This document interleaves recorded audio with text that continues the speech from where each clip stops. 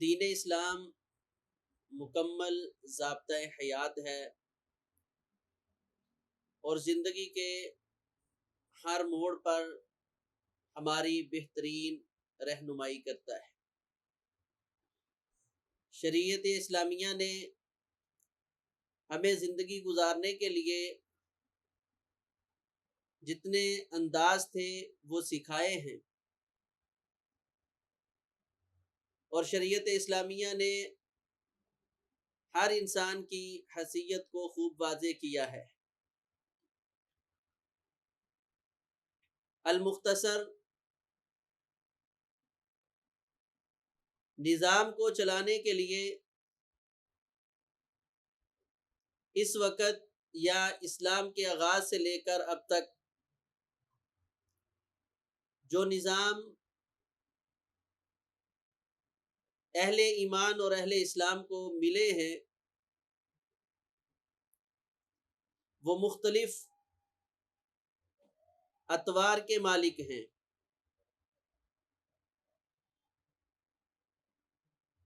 جیسا کہ سب سے پہلے نبی معظم صلی اللہ علیہ وسلم کا اپنا ذاتی دور ہے۔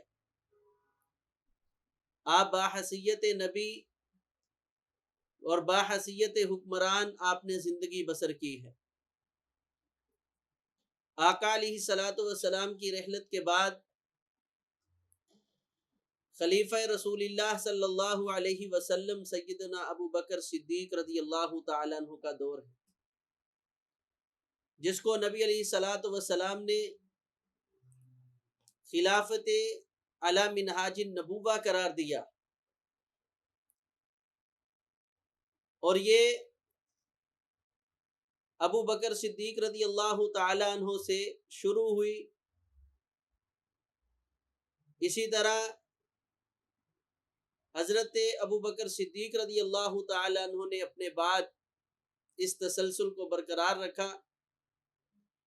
اور عمر بن خطاب رضی اللہ تعالیٰ عنہ کو نامزد خلیفہ مقرر کر دیا۔ پھر عمر بن خطاب رضی اللہ تعالیٰ عنہ نے 6 آدمیوں پر اس معاملے کو مؤخر کیا اور ان میں سے کسی ایک کو اختیار کرنے کا، چناؤ کا حق جو ہے وہ دیا۔ تو جو رسول اللہ صلی اللہ علیہ وسلم کا بہترین دور ہے، نبی علیہ الصلوۃ والسلام نے اپنے بعد جس دور کو بہترین قرار دیا ہے، اس میں شریعت اسلامیہ نے حکمران کے اوصاف مقرر کیے ہیں، نہ کہ اس حکمران کو متعین کیسے کرنا ہے، ایک حکمران کی حکمرانی اس کا وجود کیسے آنا ہے۔ شریعت اسلامیہ نے یہ اہل ایمان اور اہل اسلام کے مشورے پر چھوڑا ہے، یعنی جب خلیفہ کی بات مانی ہے تو خلیفہ نے خود اس کو نامزد کر دیا ہے، تو اس کو کوئی بادشاہت نہیں کہتا۔ اسی طرح جب عمر بن خطاب رضی اللہ تعالیٰ عنہ نے یہ ضرورت محسوس کی تو انہوں نے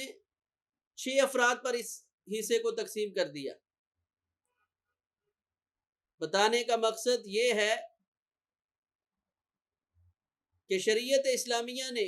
حکمران کے اوصاف یہ ہمیں بتلائے ہیں کہ حکمران ایسا ہونا چاہیے،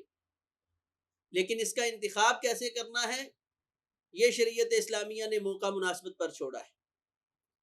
لیکن وہ موقع مناسبت کسی بھی صورت ہو، اس میں ایک بات ضروری ہے کہ وہ چیز ازرو مشاورت طے پائے گی، اور رسول اللہ صلی اللہ علیہ وسلم مشورہ لینا بہت پسند کیا کرتے تھے۔ اللہ تبارک و تعالی خود اس چیز کا اعلان فرماتے ہیں، فرمایا پیغمبر صلی اللہ علیہ وسلم اللہ تعالیٰ نے آپ پر خاص رحمت کی ہے کہ آپ بڑے نرم مزاج ہیں، اگر آپ سخت دل ہوتے تو یہ لوگ آپ کے پاس نہ ہوتے، آپ سے بھاگ جاتے۔ آپ ان پر درگزر کیا کریں، ان کے لیے مغفرت کی دعا کیا کریں۔ وشاورہم فی الامر، اور آپ ان سے معاملات میں مشورہ کیا کریں۔ تو یعنی کوئی بھی معاملہ مسلمانوں کا جس کو ایک نظام کی صورت اختیار کرنی ہے، اس میں اہل ایمان سے مشورہ کرنا ضروری ہے۔ وہ پھر طرز خلافت ہو، وہ طرز جمہوریت ہو، وہ طرز بادشاہت ہو، یا صدارتی نظام ہو، اس میں مسلمانوں کی مشاورت انتہائی ضروری ہے۔ انشاءاللہ اس مسئلہ پر تفصیلی گفتگو کبھی ہوگی، کیونکہ آج ہمارا موضوع ہے ووٹ کی شرعی حیثیت، تو میں اپنے موضوع کی طرف جانا چاہتا ہوں۔ تو مشورہ جو ہے یہ انتہائی ضروری ہے، اور اسی مشورے کے تحت یہ سارے معاملات جو ہیں وہ طے پائیں گے۔ مشورہ دینے والا اس کے اندر خیر خواہی کا جذبہ ہو کہ میں یہ معاملہ جو ہے یہ ازرو خیر خواہی، جیسے رسول اللہ صلی اللہ علیہ وسلم نے فرمایا الدین نصیحہ، دین خیر خواہی کا نام ہے، تو ہم اپنے ساتھ خیر خواہی کریں، اہل علاقہ کے ساتھ خیر خواہی کریں، اپنے جو معاملات علاقے کے ہیں ان کے بہتری کے لیے، ان معاملات کو سدھارنے کے لیے ہم اپنا جو ہے وہ کردار پیش کر سکیں۔ اور خصوصاً جب آپ کے سامنے ایسا مشورہ آئے کہ جس میں اچھے اور برے کی پہچان ہو رہی ہو، اچھے اور برے کا فرق کرنا ہو، تو پھر شریعت کی روح سے آپ کا یہ مشورہ دینا، یہ فیصلہ کرنا، یہ رائے کا اظہار کرنا بعض اوقات لازم ہو جاتا ہے۔ جیسے صحیح البخاری میں اللہ کے رسول صلی اللہ علیہ وسلم کا ارشاد ہے، آپ نے فرمایا انصر اخاک ظالما او مظلوما، اپنے بھائی کی مدد کرو وہ ظالم ہے یا مظلوم ہے۔ صحابہ نے پوچھا یا رسول اللہ صلی اللہ علیہ وسلم، ظالم مظلوم کی مدد تو سمجھ آتی ہے، ظالم کی مدد ہم کیسے کریں؟ تو رسول اللہ صلی اللہ علیہ وسلم نے فرمایا تأخذ فوق یدیہ، تو اس کو اس کے ہاتھ کے اوپر سے پکڑ لے، یہ اس کی مدد ہے کہ وہ ظلم سے باز آ جائے۔ اب آپ کو علم ہے کہ آپ کے علاقہ میں ایک ایسا آدمی اس کا انتخاب کیا جا رہا ہے جو چوری کو، بے حیائی کو عام کرتا ہے، تو اس کے لیے اس کے مقابلہ میں ایک ایسا انسان جو خیر خواہی کا جذبہ لے کر، جو امت کا درد لے کر میدان عمل میں آیا ہے، تو اس کے بارے میں اس کو رائے دینا اور دوسرے کے ہاتھ کو روکنے کے لیے اس کے لیے اظہار کرنا، ووٹ کاسٹ کرنا، یہ اس وقت آپ پر ضروری اور لازم ہو جائے گا۔ اسی طرح اللہ کے رسول صلی اللہ علیہ وسلم کا ارشاد ہے، سیدنا ابو بکر صدیق رضی اللہ تعالیٰ عنہ بیان فرماتے ہیں، فرمایا ان الناس اذا رأوا الظالم، لوگ جب ظالم کو دیکھے، فلم یاخذوا علی یدیہ، اور اس کو وہ روکے نہ، روکنے کی کوشش نہ کرے، اس کے لیے کوئی رکاوٹ کھڑی نہ کر سکے، تو فرمایا قریب ہے کہ اللہ تبارک و تعالی ان سب لوگوں کو، ان ساری قوم کو اللہ اپنے عذاب کے ساتھ اندھے منہ گرا دے، ان کے لیے تباہی کا سبب بن جائے۔ تو جب آپ کے ہاں ایسی بالکل صریح چیزیں آ جائیں کہ ایک بندہ امانت دار ہے، ایک بندہ خیر خواہ ہے، ایک بندہ آپ کے علاقے کے لیے بہتر ہے، اور دوسرا انسان جو ہے وہ لوگوں کے لیے بہتر نہیں ہے، وہ انسانیت کے لیے نقصان کا سبب ہے، تو آپ اس کے خلاف خیر خواہ انسان کو ووٹ کاسٹ کریں، اس کے حق میں اپنی رائے دیں اور اپنا جو ہے وہ مشورہ دیں، کہ اپنا فیصلہ دیں کہ یہ انسان جو ہے اس کا حقدار ہے۔ اور رسول اللہ صلی اللہ علیہ وسلم نے اس کو قیامت کی نشانیوں میں ایک نشانی قرار دیا تھا۔ نبی علیہ الصلوۃ والسلام سے جب پوچھا گیا کہ قیامت کب آئے گی، تو نبی علیہ الصلوۃ والسلام نے فرمایا اذا ضیعت الامانۃ، جب امانت کو ضائع کر دیا جائے گا۔ صحابہ نے پوچھا یا رسول اللہ صلی اللہ علیہ وسلم وما ضیاؤها، امانت کو کس طرح ضائع کیا جائے گا؟ تو آپ نے فرمایا اذا وسد الامر الى غیر اہلہ، جب کوئی معاملہ کسی ایسے بندے کے سپرد کر دیا جائے جو اس کو چلانے کی اہلیت ہی نہیں رکھتا، اس کے اندر ایسی صلاحیت ہی موجود نہیں ہے۔ تو آپ ان چیزوں کو مد نظر رکھیں کہ کیا میری خاموشی، میرے چپ رہنے سے ایسا تو نہیں ہے کہ کسی ایسے آدمی کو جس کے اندر صلاحیت نہیں ہے، جس کے اندر معاملات کو سلجھانے اور چلانے کا ملکہ اور خوبی نہیں ہے، اس کو ہمارے اوپر منتخب کیا جائے اور اس کا چناؤ کیا جائے، کہیں ہم اس کا شکار نہ ہو جائیں۔ اور نبی علیہ الصلوۃ والسلام نے اس کو قیامت کی نشانی قرار دیا ہے۔ اسی طرح اللہ کے رسول صلی اللہ علیہ وسلم نے ہمیں یہ تعلیم دی ہے کہ آپ اچھے انسان کی گواہی دیں۔ یہ جس طرح ہماری رائے ہے، اسی طرح ووٹ ہماری ایک گواہی بھی ہے کہ ہم اس مسئلہ میں آ کر گواہی دیں۔ صحیح مسلم کے اندر رسول اللہ صلی اللہ علیہ وسلم نے فرمایا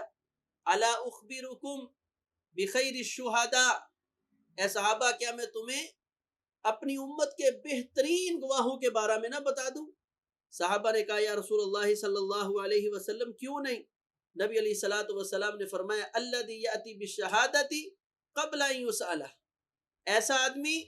کہ جس سے ابھی گواہی مانگی نہیں گئی، وہ پھر بھی آگے بڑھ کر وہ گواہی دیتا ہے۔ کس وجہ سے؟ جبکہ صحیح البخاری میں ایک روایت ہے نبی علیہ الصلوۃ والسلام نے بدترین لوگوں کی بھی یہی خوبی یہی جو ہے وصف بیان کیا کہ میری امت کے بدترین لوگ ایسے ہوں گے کہ جن سے گواہی لی نہیں جائے گی، وہ خود گواہیاں دیں گے۔ اور ادھر نبی علیہ السلام نے فرمایا میری امت کے بہترین گواہ بھی یہی۔ اب ان دونوں روایات کا مطلب کیا ہے کہ جب آپ درست گواہی دیں اور بغیر مطالبے کے جا کر گواہی دیں، آپ یہ حق سمجھیں کہ میرا اس وقت اظہار کرنا، میرا اس وقت اپنا ووٹ کاسٹ کرنا، یہ میرے اپنے لیے، میرے خاندان کے لیے، میرے علاقے کے لیے بہتر ہوگا، تو آپ بہترین گواہی دے کر اس امت کے بہترین گواہوں کے اندر اپنا شمار کر رہے ہیں۔ اسی طرح نبی علیہ الصلوۃ والسلام نے فرمایا ایسا آدمی جس کو پتا ہے کہ یہ گواہی درست ہے، سچی ہے، تو پھر جان بوجھ کر وہ انسان اس گواہی کو جو ہے چھپا لیتا ہے، نبی علیہ الصلوۃ والسلام نے فرمایا یہ شہادت الزور کا قائل، جھوٹی گواہی دینے والوں میں اس کا شمار ہوگا۔ اور جھوٹی گواہی جس کے بارے میں رسول اللہ صلی اللہ علیہ وسلم نے فرمایا تھا، نبی علیہ الصلوۃ والسلام نے فرمایا جب سوال کیا گیا ای الذنب آدم، اے اللہ کے رسول سب سے بڑا گناہ کون سا ہے؟ فرمایا الاشراک باللہ، ثم ای، فرمایا عقوق الوالدین، والدین کی نافرمانی، پھر کون سا ہے؟ آپ نے فرمایا وشہادت الزور، وشہادت الزور، وشہادت الزور، بار بار کہا، فرمایا جھوٹی گواہی دینا بہت بڑا گناہ۔ تو آپ سمجھتے ہیں کہ اس بندے کے حق میں میری گواہی دینا بنتی ہے، اور حدیث کے مطابق کہ آپ سے مطالبہ بھی نہیں کیا جا رہا، اور آپ سمجھتے ہیں کہ یہ گواہی میری دینا یہاں مناسب ہوگا، بہتر ہوگا، اور آپ اس گواہی سے جو ہے صرف نظر کر جاتے ہیں۔ رسول اللہ صلی اللہ علیہ وسلم نے فرمایا یہ بندہ بھی جھوٹی گواہی دینے والوں میں شمار ہوگا۔ کیوں؟ کیونکہ اس نے مظلوموں کا ساتھ دینے والے کا ساتھ نہ دے کر ظالم کی حمایت کی ہے اشارتاً۔ تو شریعت اسلامیہ اس چیز کو پسند نہیں کرتی۔ اسی طرح یہ ووٹ ایک سفارش کی بھی صورت ہے۔ رسول اللہ صلی اللہ علیہ وسلم نے فرمایا اشفعوا تؤجروا، سفارش کیا کرو تمہیں اس بات پر اجر دیا جائے گا، تو تم آپس میں جو ہے وہ سفارش کیا کرو۔ تو یہ شریعت اسلامیہ نے میری اور آپ کی جو ہے رہنمائی کی ہے، خصوصاً اس مسئلہ میں کہ جب انسان کے پاس ووٹ کا مطلب ہے انتخاب کرنا، تو مختلف آپ کے سامنے چیزیں ہیں، افراد ہیں، مختلف صلاحیتوں کے مالک لوگ ہیں، ان کی اچھائی اور برائی سے آپ اچھے طریقے سے واقف ہیں، تو پھر آپ دیکھیں کہ آپ کن لوگوں کے ساتھ کھڑے ہیں۔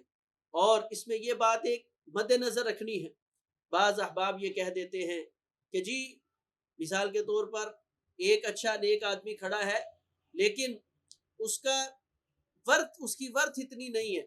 کہ وہ اتنا کام کرے اور معاملات جو ہیں وہ اس کو چلائیں اور وہ جیت سکتا ہے، تو لوگ کہہ دیتے ہیں جی اس کو ووٹ میں نے کیا ڈالنا ہے، میں تو ان لوگوں کو ووٹ ڈالوں گا جو کامیاب ہوں گے۔ تو یہ آپ کس کی حمایت کر رہے ہیں، یہ بھی آپ اس چیز کو مد نظر رکھیں اور اس حدیث کو ذرا اپنے ذہن، قلوب و دھان میں اچھے طریقے کے ساتھ بٹھا لیں۔ نبی علیہ الصلوۃ والسلام نے فرمایا کہ چھپکلی کو قتل کرو، اس کے قتل کرنے پہ اللہ 100 نیکیاں جو ہیں وہ عطا کرتے ہیں۔ کیوں؟ فرمایا فَإِنَّهُ يَنفُخُ عَلَى إِبْرَاهِيمَ، یہ جب ابراہیم علیہ الصلوۃ والسلام کو چیخا میں ڈالا گیا تھا تو یہ اس آگ کو پھونکے لگا رہی تھی۔ اب اس کا ساتھ اس نے ظالموں کا ساتھ دیا کہ یہ بہت زیادہ ہے، تو کیا اس اکیلی نے ایک کام تھا، لیکن قیامت تک اس کی نسل آج برباد ہو رہی ہے، اور رسول اللہ صلی اللہ علیہ وسلم نے اس کے قتل کرنے پر اجر و ثواب رکھا ہے۔ کیوں اجر و ثواب رکھا ہے؟ کیونکہ اس نے ظالم کا ساتھ دیا تھا۔ اور اگر آج ہم ایک اچھے دیندار، ایک باصلاحیت انسان جو معاشرے کے لیے باصلاحیت ہے، جو معاشرے کے لیے صلاحیتوں کا مالک ہے، جو اس نظام کو بہتر کر سکتا ہے، میرے آپ کے علاقے کو بہتر کر سکتا ہے، اگر آج ہم اس سے صرف نظر کرتے ہیں صرف اس بنیاد پر کہ اس کی تو اتنی ورتھ نہیں ہے، تو پھر اس آپ انجام کو ذہن میں رکھیں کہ غلطی بڑے کرتے ہیں، انتخاب غلط بڑوں کا ہوتا ہے، اور آنے والی نسلیں جو ہیں وہ تباہ و برباد ہو جاتی ہیں۔ اس وقت اس امر کی ضرورت ہے، آپ اس مسئلہ پر غور و خوض کریں۔ اللہ تبارک و تعالی ہمیں قرآن و سنت کے مطابق زندگی بسر کرنے کی توفیق عطا فرمائے۔